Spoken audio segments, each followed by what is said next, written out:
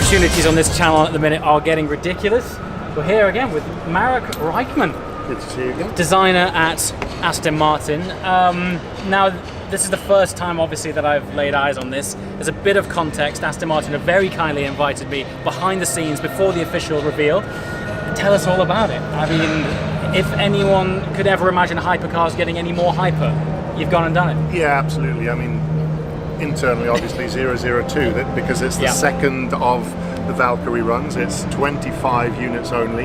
It's track-based only. It has more superlatives attached to it than I can possibly tell you. I can imagine. I guess from my point of view, the interesting thing is because it's track only, you've had the ability to go, no rules, no regulations, let's go mad. Yeah, so what has that allowed you to do? So it's the same tub as the road-going car. So obviously the whole idea initially was that tub would become road and track version. Okay.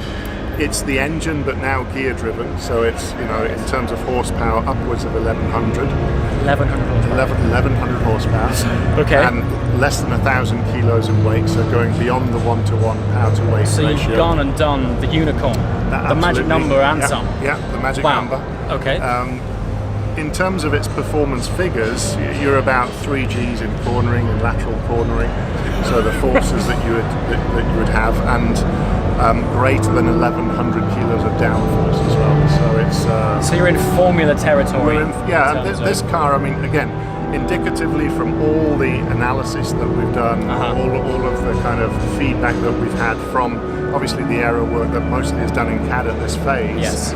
This would put you in the top 10 in an F1 race, and it would put you close to pole position in an LMP1 race at Le Mans. So you've got yourself like a consumer LMP1 winning car. Effectively, yes. Mental. I don't know where to be. You weren't joking with the no, absolutely. And it carries on going in terms of its construction. Obviously, it's Formula One technology from the tub construction. Yes. How the carbon is laid up. The information, data feedback, the telemetry that's in the car that obviously you're getting constant feedback on. But the genius about it is there isn't that much active aero on the car. There's an active rear wing, there are a few baffles underneath that are active, but most of the car is there as passive with its aero because it's so efficient. I mean, it's the lowest car in the world. It looks it's below 40 inches, so a GT40 loses its mantle. And it has a very drivable seating position. So when you're actually seated in the car, it's a little bit like sitting in a bathtub. So you have your ankles higher than your butt. You're relaxed against the tub. And we call it lobstering. So every point of your body is in contact with some surface. So you're actually not getting pressure points anywhere. So it's incredibly comfortable driving position. Great vision out, and obviously to get the best out of this, you're going to have to go through a training program to get you up to speed.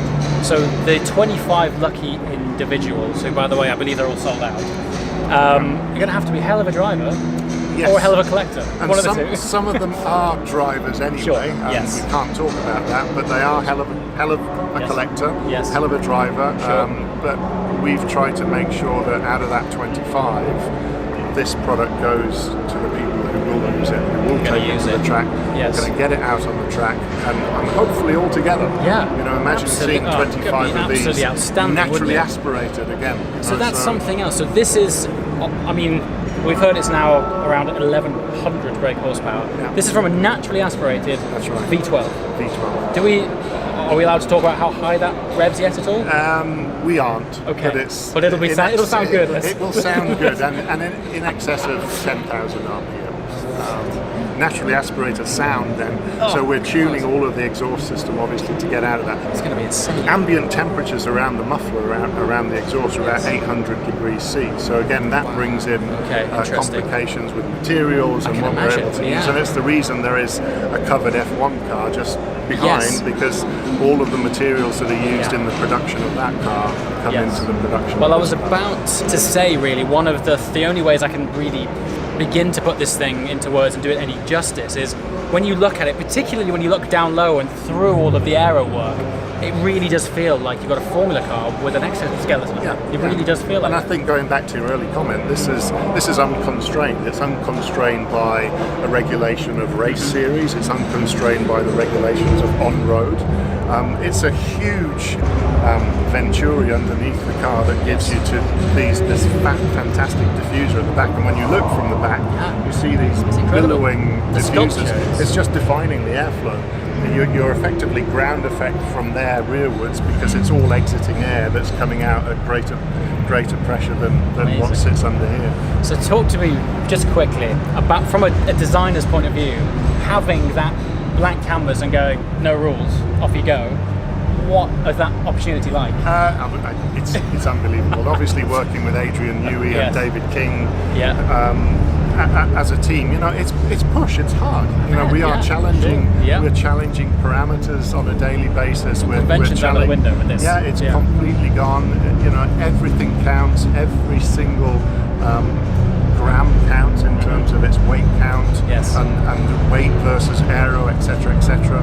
But it's a designer's dream, because here's where you can see that aerodynamics can create beautiful surfaces as well, and working together with Adrian to develop the surface language. So it's not just about the beauty of airflow, it's also about the beauty of the language that the air is creating. And I've always said that in a way that Adrian's genius is forcing the air underneath the car to do what he needs it to do.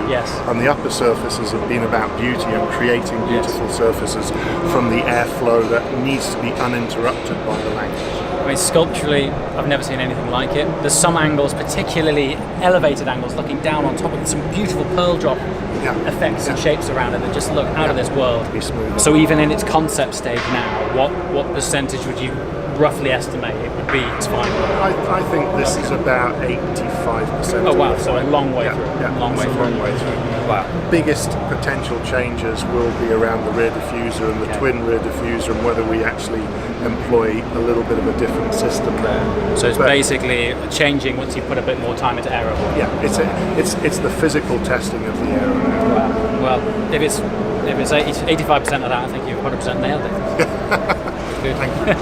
I mean, can't wait to hear it. Can't wait to hear it. It's going to sound amazing. And it's all really, in a way as well, it's more about the volumes and the spaces versus the actual volume that's there. So when you see the cut throughs, it really is getting air off the product as quickly as you can, so that it's efficient through the air. And sound, having heard the first road-going engines on the dyno and Cosworth, and they're the road-going engines, and they're just doing a cycle at a constant revs per minute at the moment.